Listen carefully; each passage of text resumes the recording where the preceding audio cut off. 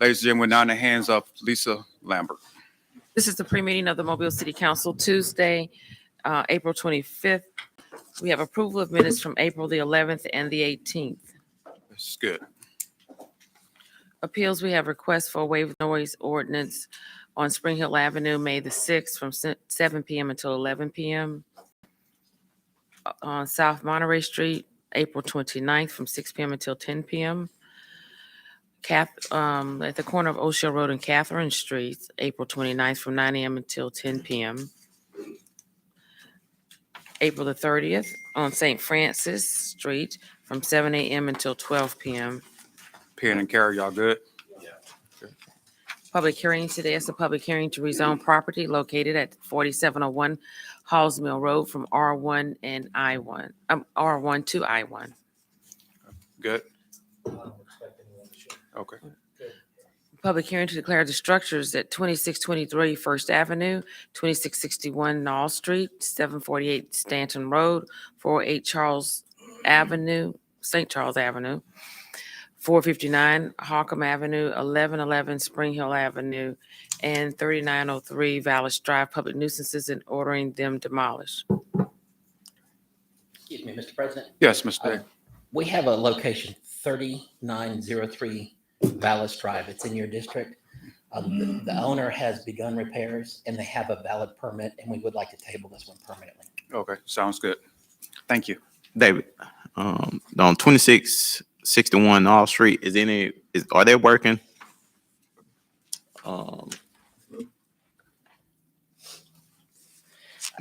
Mr. Penn, the owner is by a tax deed, and she may be present this morning. Okay, They have stated that they wanted to get a permit in the past, but they have not gotten one yet. So if they have one this morning, then I'd be willing to, let's table this, or if they need more time to get a permit. But there may be some on-site work without a permit. And our policy is to bring it to council to let you decide if you would like to give them more time. Okay. But I believe there's some on-site. Some on-site work, But yeah. they do not have a valid permit at this time. Okay, thank you. Presentation of petitions and other communications to the council. Tony Allgood wants to discuss his concerns for knock warrant. Eddie Irby Jr. Regarding the Mobile Police Department shot spotter. Pastor Sandy McQueen annexation. Reggie Hill continuing remarks regarding annexation, ARP spending, and offer an amendment to section 2.62 of the council's rules of procedure. Mr. President, Ms. Gregory. on Mr. Irby's questions about full strength of the police department, Moffett Road and Shot Spotter, will Director Batiste and or others, I'm not sure if he means Shot Spotter or possibly Project Shield on that. Okay. One quick thing, last night I heard that the police department was short 70 people. 2 weeks ago, I heard it was short 40. Remind me, which one is it? It is 70. It is 70. It was never, I wish it was only 40. Oh, that's fine. I just heard two different numbers. I want to make sure we were using the same number. Madam Clerk. Ordinance is held over. 01012, ordinance to amend chapter 44, article for historic preservation. I'm going to ask that we table this. 64019, rezone property located at 4570, 4580, 4590 Shipyard Road from B3 and B5 to B5. Resolutions held over. 21293, authorized performance contract with Friends of Mobile Historic Development. 08438, approved purchase order to Marsif Marine Safety Consulting for maritime security plan training exercise services for the cruise terminal. 084. Mr. Carroll. I was trying to work something out in my head. Ricardo, do we have both of these at the same time? We do. Okay. So 21293, I'm going to ask that we lay over 2 weeks. Are they both getting laid over 2 weeks? No, the other one's One been will be tabled. First read today, And then they'll lay over for 1 week next week, which will be a total of 2 weeks from today's date. I'd like to have it on the agenda by May 2nd. May 2nd. You know what I'm talking about? I think I do. I think. Talking about the MHBC ordinance. So just for clarity, so we're seeing 01012 held over. Yes, Oh, and then so- 21293. No, we're gonna table this one because the new one is in the back of the agenda. It's the first read. It's the one that's totally amended versus this one. So that's what I thought. That's what I want. That was my next question. Yeah, Clarity. So give us 1 week this week plus another week after that for 2 weeks, which will put us on the agenda to May. Right. This Okay. one is to May. Well, Yes. okay, next week is May 2nd. Oh, well, it'll be 9 May. The Rules Committee's meeting on May 2nd. Well, it'll be 9 May when it's on the actual agenda. Do we have it in the back of the agenda? You know, Hmm. Do we have that to add today? Is it in Oh, there? it's already on here. It's on here. It's on. It's on here. Under, It needs to be held over 2 weeks, as you First suggested. read this time, we'll just hold it over next. ordinance is being introduced. Oh, introduced. Okay, I see it, yeah. Then we'll have a meeting. And then we'll. So May 9. Yes, sir. All right. Thank you. That's Madam Clerk? 08. Oh, I read that one already. 08439, approved purchase order to Schaefer Plastics North America for plastic garbage carts. 21440, authorized contract with Crystal Brewer Contracting for Hillwood Road Sidewalk Project. 37441, consider approval of certificate of public convenience and necessity to The Way to Go, Inc. to operate a sedan and shuttle service. Ordinance is being introduced, 02020. Ordinance to amend presentation of petitions and other communications to the council. Mobile City Code, Section 2-62. I'm going to ask our attorney just briefly, just go over exactly what we amending on today. Or looking to amend, rather, On the fireworks ordinance?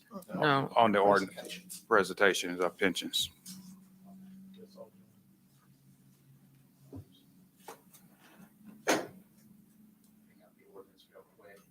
Basically, it's.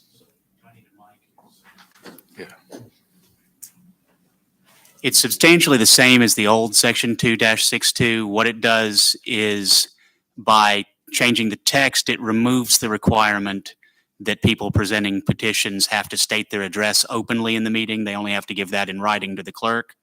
And it adds a penalty provision at the end for people who are not in compliance with the rules, which in essence, first, the president, if it's, you, Councilmember Small or whoever is acting as the presiding officer, is to warn anybody who disturbs the meeting and give them the opportunity to come back to order. If they fail to do so, then the presiding officer may remove them from that meeting. Furthermore, anyone who is removed under that provision twice from a meeting is automatically banned from attending meetings for 30 days. And then from that point on, anyone who has been subject to a 30-day ban in the past who is again removed will then be subject to a new 30-day ban. And I believe that's pretty much all of the substantive changes. Any comments, questions from the council? Okay. All right, thank you. 22021, ordinance to amend Chapter 39, Article 10, Division 1, and Chapter 22 fireworks, Mobile City Code. Mr. President, Ms. Reynolds? I haven't read this full ordinance and it's understood its implications, but why is it necessary to do this? To essentially ban fireworks?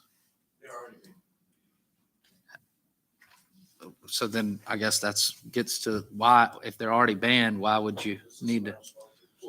So two things. One, in looking at the ordinance, state law has changed, and we're now allowing you to buy certain novelties like sparklers. I mean, Huntsville, all of other states, all of our other sister cities in the state are looking at allowing you to buy novelties and sparklers, and you can still get a permit for fireworks, but that comes from the fire chief. It's not a real big change from our current ordinance, but it does allow the purchase of sparklers and novelties. That's the biggest part. It's my understanding that they're not currently banned and that this is the reason this ordinance is necessary to ban them. Yeah, we still allow them. Yeah, we do. What I mean is you have to get a permit. You can't just have a firework display. Like you have to get a permit. Same as now. But if someone goes to the fireworks store and buys some Roman candles or some, whatever, and they're shooting them on July 4th or New Year's, if this ordinance passes, would they be in violation of the law? Yes. Okay, so then it's an effort to ban basically all fireworks with the And- exception of sparklers or some Sparklers and novelties. Right.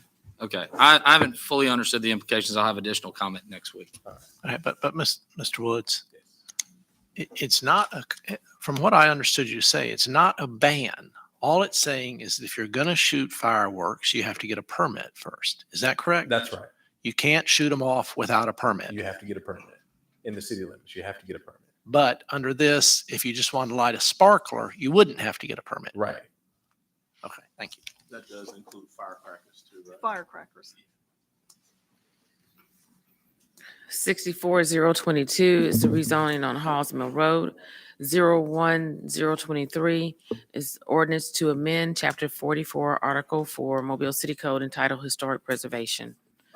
This is one we- Mr. President, this has been a compromising process right here. It's a little bit of give and take.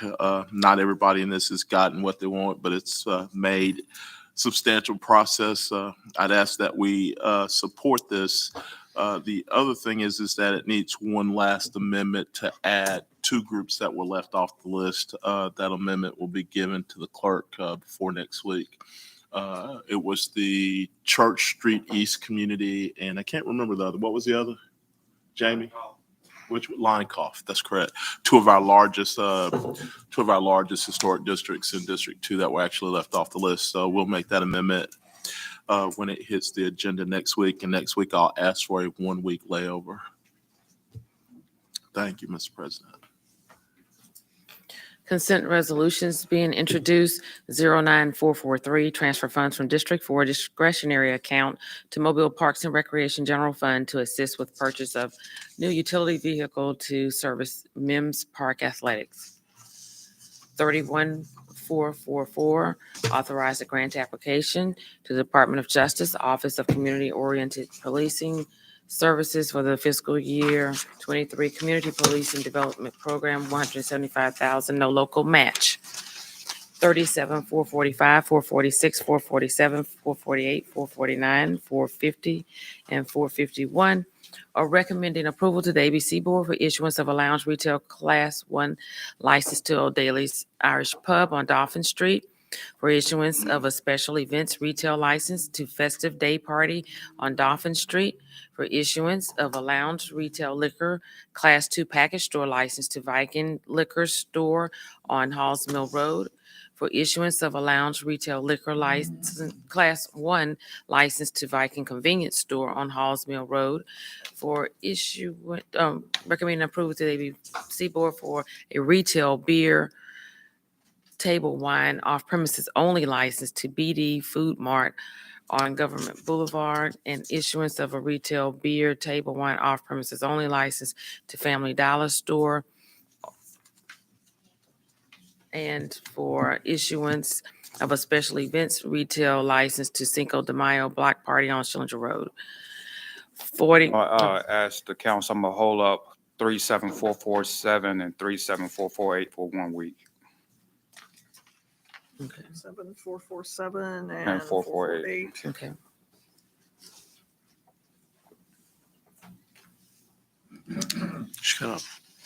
Okay. Just gonna not waive the rule on, yeah, just Call those out. 40, 452, 453, 454, 455, 56, 57, 58 are declaring the structures public nuisances and ordering them demolished. 58, 459 declare the weeds noxious group 1642. 6460 approve award of special bonus to administrative services employee of the month. 6461, 462, 463 are determining appropriations to the Mobile Law Enforcement Foundation, Inc., Southwest Mobile County Chamber Foundation, and John L. LaFleur Magnet High School serve a public purpose and authorized payment. 6464, authorized settlement agreement and release of claims. What's this one in here? 21482, authorized contract for emergency repair and remediation of drainage pipes on Dolphin Street. 03483, appoint Allison Kane to the Citizens Parks and Recreation Advisory Committee. CIP resolutions being introduced. 21465, authorized contract with Dell Consulting for electrical and lighting improvements at Spring Hill, Harmon, and Hillsdale Community Centers, $40,500. 21466, authorized contract with Christian Prius Landscape Architecture for the design of a new recreation facility at Stotts Park, $74,092. At Resolution. what park? Stotts, Where's that? Ben's district. Ben's District. Men's district. We're actually going to put a recreation center somewhere else. That's all right. It's actually a replacement of an existing facility that's crumbling. Well, that's good. I mean, the reason why I say that is because District 2's got 22 parks in it compared to everybody else. I mean, we're loaded. It'd be nice to have some places everywhere else. Well, we have big ones out west. Well, we could use some big ones downtown, Yeah, especially but where with you this gonna put 3 the Mile Creek big going on. ones? You know, all that money we're spending on 3 Mile Creek. Yep, a lot of money on 3 Mile Creek, a lot of money still needed for those big parks out west. Yeah, it'd be nice when that creek trail comes all the way down to Conception Street You're talking Road. about the municipal park. The municipal, Oh, the municipal park. Well, if it wasn't for our creek, it wouldn't be any water in that big creek y'all got out there. and that we have to do dredging that costs multiple millions of dollars on that lake. It's all. It's not really a lake, it's a Mr. pond. President, It's a pond. we're just teasing around, Mr. President. Let's not waste Madam anybody's time. Resolutions being introduced. 01467, authorized agreement with State of Alabama for 3 Mile Creek Greenway Trail, Section 6, increasing by $500,000. Mhm. 08468, approved purchase orders for fuel for various city departments. 08469, approved purchase order to Vulcan for street signs, $28,369.95.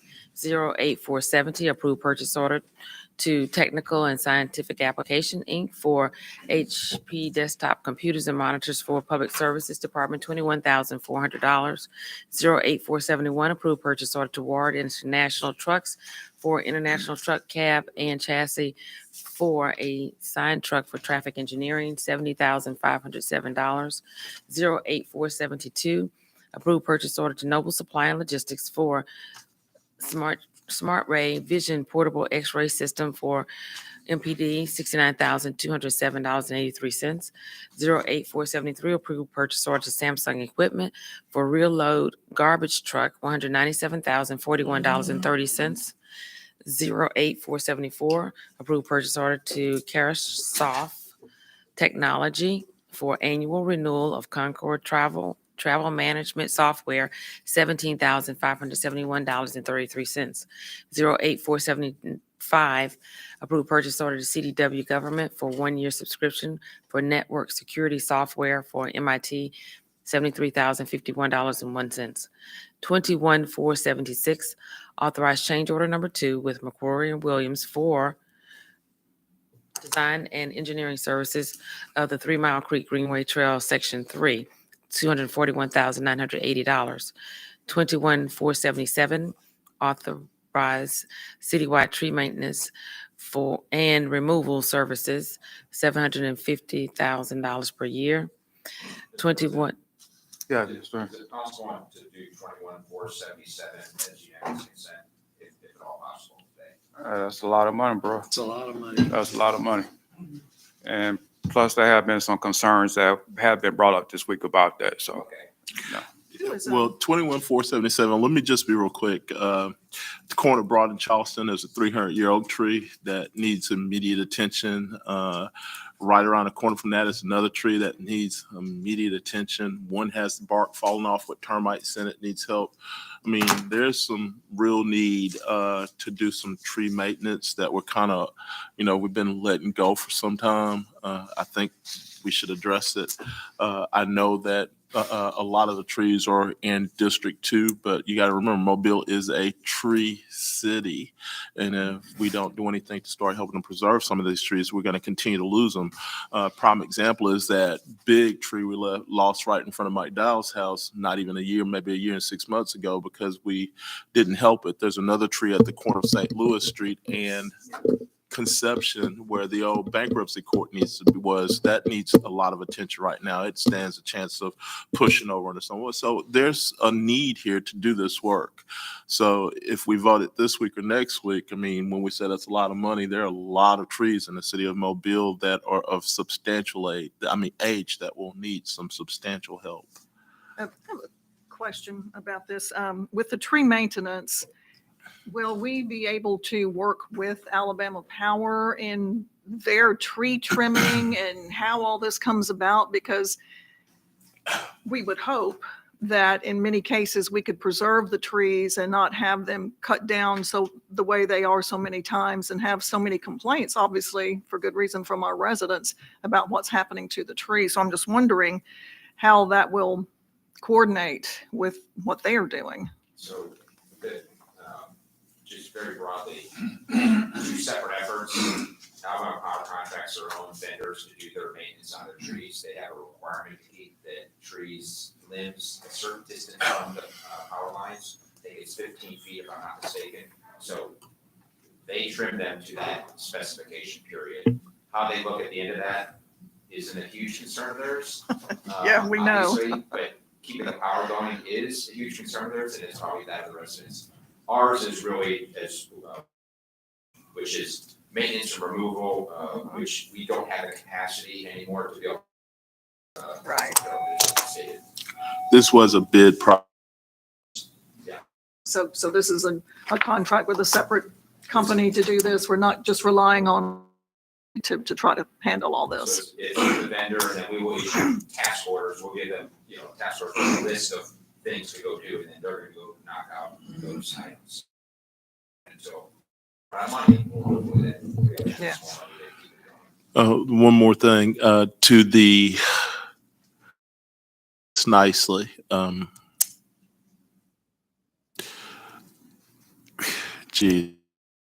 can't nicely, to the company that's raping our trees.